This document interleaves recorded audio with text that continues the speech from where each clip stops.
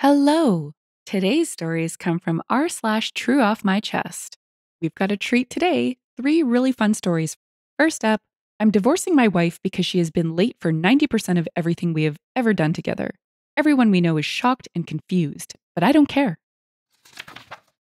No, I'm not having an affair. No, I'm not having a midlife crisis. No, I'm not looking for a younger woman. No, I'm not hiding anything. My wife and I have been together for 12 years. During this time, she has not made even the slightest amount of effort to be on time for anything we did. When we were dating, average wait times were 15 minutes to an hour for her to finally effing show up. After marriage, she somehow got worse, and after childbirth, she got even worse. She used to blame circumstances for being late every time, but now she just blames our son. I put up with it because I loved her. Example 1. We're currently looking at preschools. We're 15 to 30 minutes late for each meeting because the thing we need most in our lives is for the teachers to believe our son is chronically going to be late for school. It's always something with her. Example 2. I wanted to see a movie in theaters a while ago. She wanted to come too. I had to leave her in a clothing shop because I was going to miss the start of the movie. Of course, she was livid. Example 3. A few months ago, we went to see a concert of a group she likes. We were an hour early because, of course, we were an hour early. It was something that she wanted to do. I'm so sick and tired of it. Dinner reservations are always a toss up because restaurants in our area have no chill and will cancel your reservation if you're a minute late. Growing increasingly anxious as she stares at her effing phone and trying to ask her in the nicest way possible to hurry up is a horrible feeling, especially since she will flip her lid the second that I try to tell her we're going to be late. Meeting up with friends, going to a children's event with our son, for F's sake, even trying to take a walk is always an ordeal of trying to get her to put the gosh dang phone down and get ready so I don't have to stand there like an idiot. I think my boiling point was last week when I stood at the entrance of our house for 20 minutes with our son as he grew increasingly impatient, and then seeing she had abruptly decided to start vacuuming the house. I'm getting spammed with calls from mutual friends and family. She went and told everyone that we're getting divorced. Everyone wants to talk me out of it. I just broke after years of patience. I have no regrets. My read of this is that OP was tired of the stress that his wife's lateness created. He was basically walking on eggshells. Chronotards, yep, made that one up for chronically tardy people, forget that it is extremely stressful for punctual people to be forced to be late. What do you think? Is being late a sign of disrespect? The comments bring some humor and a well-rounded perspective. Let's check them out. In response to, she went and told everyone that we're getting divorced, someone said, I immediately thought, that was quick. Bjorn to be wild said, now will she be late for the divorce proceedings? I wonder. Warby for Peace replied, judges love that crap. I Know You Writer said, I have a chronically late friend. I always tell him that my time is important too. And he got all butthurt when I told him to think about why we always ask him to bring dessert and not an appetizer. Just One Mom replied, oh man, yeah. I had a chronically late friend who always wanted to make a certain dessert for our dinner parties. It took hours to make. So everyone would arrive around 5 p.m. We would have appetizers and dinner. He would arrive about 6:30 when the appetizers were gone and dinner is half cold. Then, after prompting, he starts making the dessert around 7:30 or 8. We're all eating the other desserts and people are starting to leave by 9 or so. Then he wonders why no one wants the finally finished dessert at 10:30. We're grown-ups with small children, man. It's past my bedtime. Even the snake brought a different perspective. As a chronically late person with ADHD, I fully support my husband and everyone else in my life lying to me about timing. There's also a spray bottle of water in our bedroom that I've given my husband permission to use if we have to get up early to be somewhere and I can't wake up. He doesn't want to use it because I might yell, but I keep telling him to spray and run one of these days. I know people often say it's a respect thing and chronically late people don't respect anyone else's time, but it doesn't feel like anything to do with respect for me. It's not like I don't care. I care a lot. If it's especially important, I often end up running even later and on the verge of panic and tears as I'm tearing around to get ready. Our second story is shorter, but too on theme not to include. Plus, I find it kind of hilarious.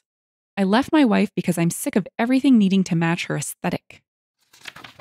I know it seems like a dumb thing to end my marriage over, but after dealing with this for so long, I'm finally done. My wife and I are both in our 30s. We have a daughter. My wife has always been pretty into appearances, but it was never that bad. She just wanted things to look nice when people came over. Then she started an Instagram page for moms and got a massive amount of followers, about 400,000 since our daughter was born. Ever since then, I feel like I don't live in a house. I live in an Instagram photo shoot. There can't be any proof we actually live here. My wife stresses so much about things looking good that she doesn't actually enjoy the moment.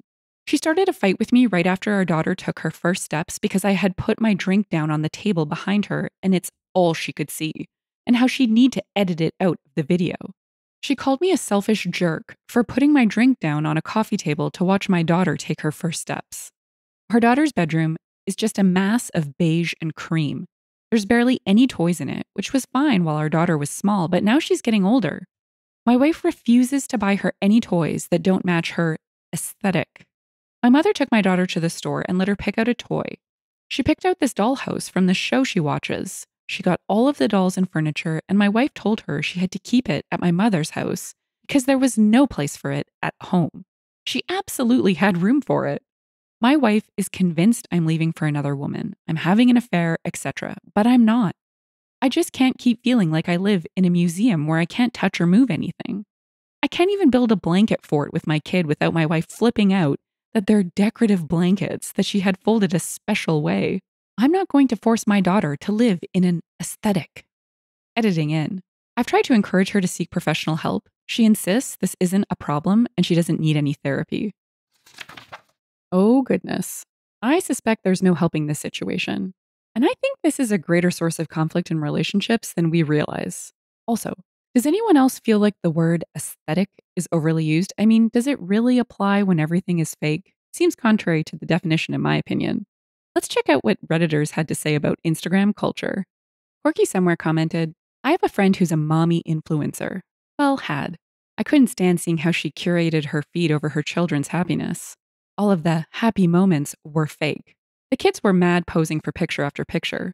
She would hide the mess, bribe them with treats, get the perfect curated picture for her feed, then proceed to ignore them and interact with her followers. It blew my mind to see the behind the scenes of what looked like a picture-perfect life. At least by leaving her, half of the time, let's hope, she can actually be allowed to be a messy kid who has some fun. Cece Miss said, I've commented this before, but I'll never forget this cute little girl at the winter park. Her mom bought her a fancy, very over-the-top hot chocolate that had candy canes, a mountain of whipped cream, and marshmallow snowmen, sprinkles, etc. The little girl was so excited, but the mom had her posing for several pictures with it, and at the end, the girl only had enough energy to keep fake smiling as the hot chocolate melted. Then she and the mom had a sip of it and threw it out, as it was all melted and not impressive looking anymore.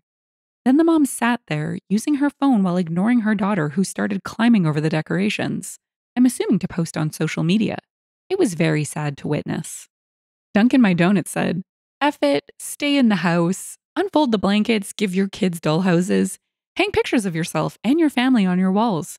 The frack is she going to do about it? Divorce you for that? The judge will laugh her demands out of the courtroom. Someone replied, I'm with you on this. Rebellion. Kylan Styles said, freedom, in William Wallace's voice. Our last story is a meaty two-parter. Tomorrow, I'm going to ruin his life. I've been with him for 3 years now. We planned on getting married when our lives settled down. I wanted to start a family with him. I loved him more than anyone else in this world.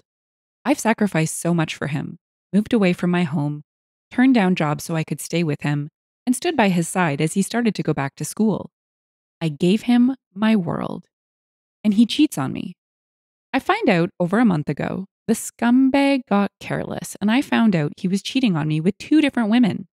One is a TA at his university, the other his best friend's girlfriend. I am livid. I write this post choking back venom. I loved him so much. He was my world, but now he will be the world I burn to nothing but ash. I pay for everything since he quit his job last year to go to school. I was more than happy to help him. I make enough to support us both. The only upside is the student loans are in his name with no connection to me. It will hurt to push the scumbag out to sea, but I will survive. I have held out for a month, enough time to create what I call the day his world burns. Tomorrow, we are hosting a party. I arranged for his family to come, but my family will sadly not be able to make it.